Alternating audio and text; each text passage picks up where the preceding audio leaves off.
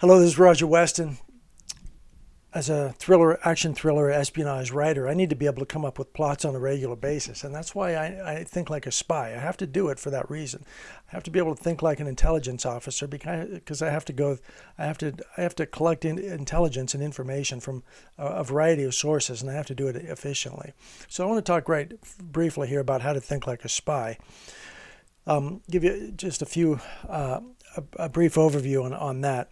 Now, imagine yourself, you show up at work and you've got 50 or 100 magazines and publications and files waiting for you, literally stacks on your desk that you've got to go through by lunchtime.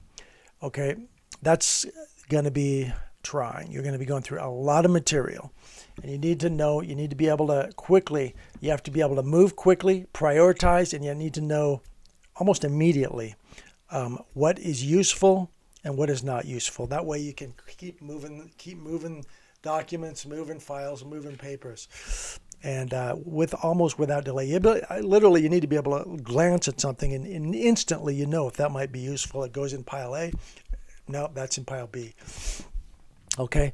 Now, in terms of beyond just going through paper sources and online sources, which may or may not be printed out, we may need to imagine you're going to be talking to a lot of people, taking a lot of phone calls, making a lot of phone calls, or meeting a lot of people, more likely, in person, because we don't want to have, we just want to do things in a discreet way.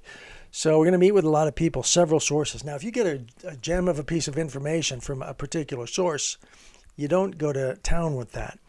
You immediately want to assume you've been tricked or somebody's trying to give you some bad information, or they're just unknowingly are giving you some bad information.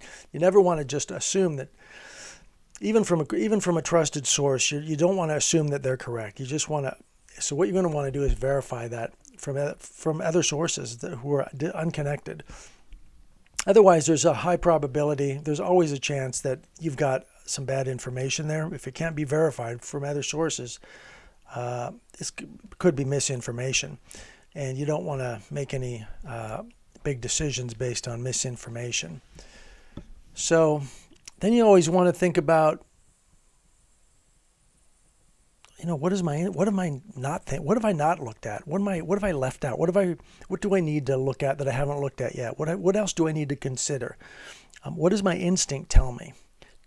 We want to think about that because there's always something more. There's always something more. There may be a lot of things more, but there's always some key element that can make all the difference. Now, in terms of real people that we're talking to, we need to be able to understand psychology so that we can obtain psychological motives. Why do people do things? We'll just leave it at that. And if it comes to recruiting, we need to not only know how to motivate people, but we need to know, is this person worth motivating? Do they have access? It makes no sense to go spend a lot of time recruiting a particular asset and then find out that this person doesn't even have access. So that would be a waste of time. So we need to, of course, prioritize who are the people we need to talk to that can help us, and talk to them. So there you go. There's a few ideas on how to think like a spy and go through a lot of information, get different points of view, and come to some decisions on how to move to the next step. Thanks for watching. It's Roger Weston. Fight on.